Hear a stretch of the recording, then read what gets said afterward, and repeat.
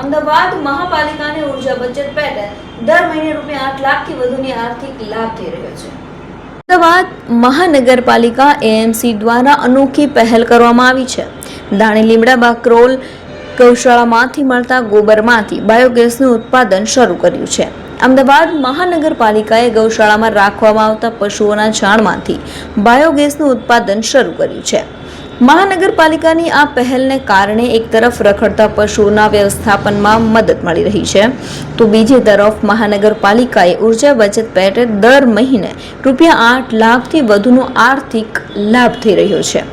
અમદાવાદ નગરપાલિકા દ્વારા દાણી લીમડા અને બાકરોલ સ્થિત ગૌશાળામાંથી દૈનિક ધોરણે 10,000 કિલો ગોબર પ્રાપ્ત કરવામાં આવે છે।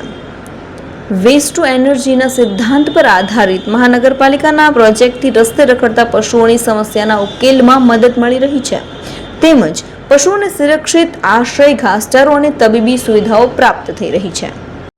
સોલિડ વેસ્ટ મેનેજમેન્ટના જે નિયમો છે એ પ્રમાણે રિડ્યુસ, રીયુઝ અને રિસાયકલ પ્રમાણે આ છાણનો એક રિસોર્સ તરીકે ઉપયોગ કરવા માટે આ એક બાયોગેસ પ્લાન્ટ એ છેલ્લા 1.5 વર્ષથી આ કેમ્પસમાં કાર્યરત કરવામાં આવેલ છે।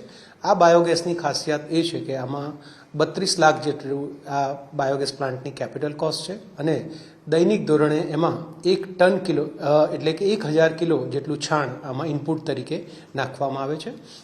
આ છાણની સાથે પાણી મિક્સ કરી અને ડાયજેસ્ટરમાં એની પ્રોસેસ બાદ 24 કલાકમાં બાયોગેસ તૈયાર થાય છે। દૈનિક ધોરણે આવો મિનિમમ 32 કિલો જેટલો બાયોગેસ તૈયાર થાય છે, અથવા એની સાથે જો ઓછું વપરાશ બાયોગેસનો થાય તો એવા મેક્સિમમ 32 યુનિટ જેટલી વીજળી પણ આમાંથી જનરેટ થાય છે, કે જે વીજળીમાંથી અહીંયાના 10 જેટલા હેલોજન પણ કાર્યરત થાય છે। બાયોગેસમાંથી જનરેટ થતી કોઈ પણ વસ્તુ એ વેસ્ટ નથી, પણ એક રિસોર્સ છે, બેસ્ટ છે અને વેલ્થ છે।